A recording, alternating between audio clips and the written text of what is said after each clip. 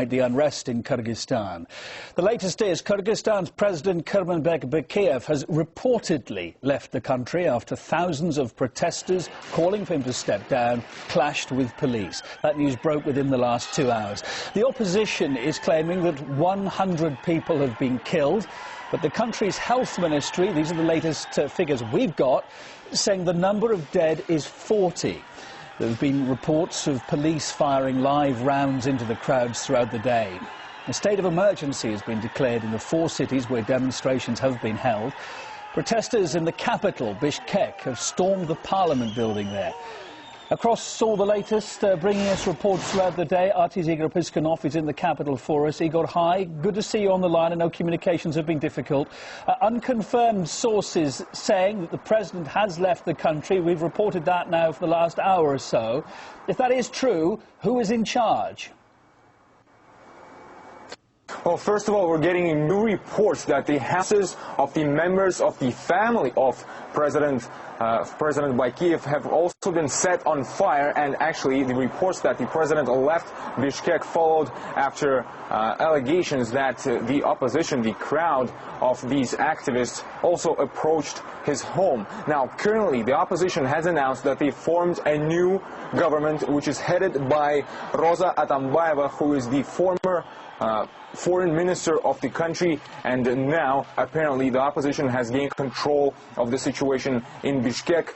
Earlier we found out that they've occupied the parliament building. They even parked an armored personnel carrier right in front of it, perhaps as a symbol of their control, and have been trying to get into other governmental buildings, which resulted in these clashes with police authorities who were firing live rounds right into the crowd. I heard many shots myself. I have seen snipers on the roof of the parliament, and locals were saying how these snipers were just shooting at locals who were protesting on the square, which is between the parliament and several other government buildings. And according to the latest figures given by the health ministry, at least 40 people have been killed in these clashes across the country, and over 400 people have been injured. But the opposition says that these numbers are much higher, and near 100 people who have been killed. So it's a really tense situation here in Bishkek and in Kyrgyzstan, since protests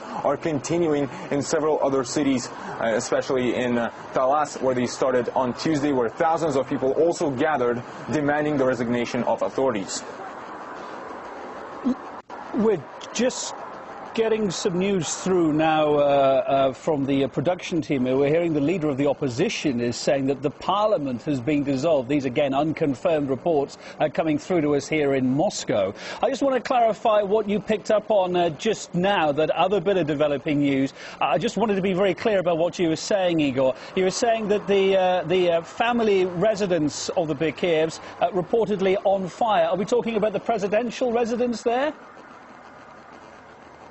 Well, yes, and according to these reports, it's the homes of the members of the family of the president. Since this is one of the biggest problems in this whole situation, is that the public here in Kyrgyzstan is angry and really disappointed with the president for bringing his whole family to power, to the control of the country, to its resources and the main businesses. That's why they said that ordinary people are not allowed to do business, taxes are too high, and only those who are either close to the president or the president's family members can actually live well lives here and do business and make money. This is one of the main causes for these protests. Of course, another cause for protests was the arrest of several opposition leaders recently, and that triggered these thousands of people to come to the streets and protest, demanding the change of the regime.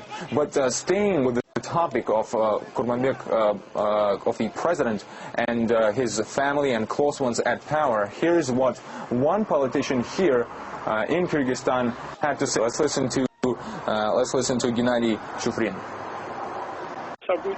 The situation is unfolding in a very dramatic way. Bakiev may be forced to give up power. Another question is, who is his opposition? That's completely unclear. You can see dissatisfaction with Bakiev and his son. Also, corruption is spreading through the country. The riot has gone too far. A lot of blood has been shed. Moscow is quite tense following the events in the Kyrgyz capital. So with these latest announcements that the opposition has managed to put together a new government in the country do mean perhaps that they have been able to reach their goal, to achieve their goal, and that is for the current authorities to step down from power. Especially this is backed by the reports that the president has just left the capital and perhaps the country as a whole. Igor, it's been 5 years now, hasn't it, since President Bakiyev was swept to power in that so-called tulip revolution at the time. Could this current unrest, do you think, turn into another revolution and change of power? Indeed, are we already seeing that?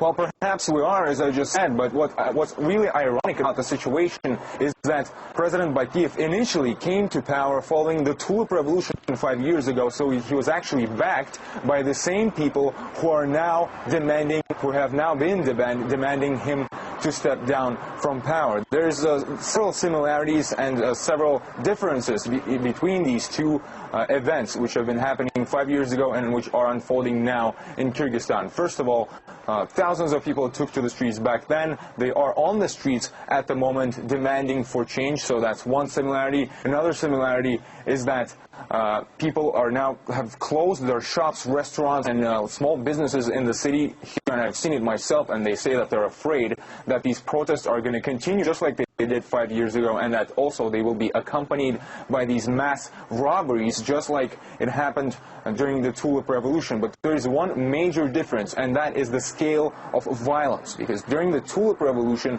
there wasn't really that much violence. President Akayev almost peacefully stepped down from power and opening the way for the next president, Bakiyev, to come to power. Now we're seeing authorities firing at civilians, firing at the opposition, and these really troubling numbers are now emerging with from 40 people dead to even 100 people dead. This is really troubling, and this is the major difference between the two. But these events have actually sparked concerns and speculation that this whole crisis of the situation in the country right now is actually caused by the election which was won by President Bakiyev just several months ago, and actually was partially caused by the United States, since Washington supported President Bakiyev tulip revolution 5 years ago. Let's listen to what one opposition leader has to say.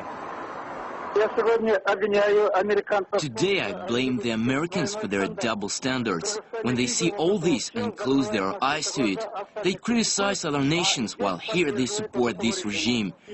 And we believe that it could be due to the fact that Bakiyev is letting them fully restore their American military base and agrees to give them more land. So obviously the situation continues to develop here in Kyrgyzstan. We're still yet to hear confirmation on whether the president has left the country or not. And on these earlier reports that the vice premier was held in custody by the opposition and that the interior minister was attacked and is currently in severe condition, we're still yet to hear confirmation of all these reports. But at the moment it may seem like another revolution here, perhaps even more violent than the one 5 years ago. Yeah, we're just getting some more news through. As I say, this is a developing situation, and more details coming through from the opposition. As I say, this is not confirmed. This is what the opposition are saying. They are saying now that the government has been dissolved. They're also saying the so-called White House there, the presidential house, has been occupied by the opposition. They're saying that a new government is to be formed, Igor, headed by ex-Foreign Minister Otunbayeva. Again, this is all unconfirmed. This is just what the opposition is saying at the moment, so you can't really put too much credence by this. They're also saying that the former premier has now signed his resignation and is stepping down together with his cabinet. These are the latest news lines coming through to us. I know you also had another guest we spoke to earlier on, Asher C.J. Pert. He was an expert. He talked about the illegitimate elections. Of course, the elections... okay, well, the elections, we don't have that clip to go to, I'm afraid. But, of course, that, many saying, were the president's downfall. Those elections last May, June, widely criticised at the time, weren't they? That's absolutely right, and these reports that you've just talked about show how rapidly the situation is developing here, because as we speak right now, we've been speaking for less than 5 or 10 minutes, and we already know that apparently the Prime Minister has also stepped down, and he just moments ago was actually one of the last top officials in the country to remain with his duties. Okay. So the international community has already pushed and called for the situation to stabilize here, and even Prime Minister Vladimir Putin has said that the order and law must be restored in Bishkek and in Kyrgyzstan. Igor, I'm told we're about to lose the line to you, so before we do, I'll say goodbye for now. We will be coming back to you later in the hour, of course, for the latest. A lot of developments in Kyrgyzstan tonight. Igor Puskinov, our reporter there on the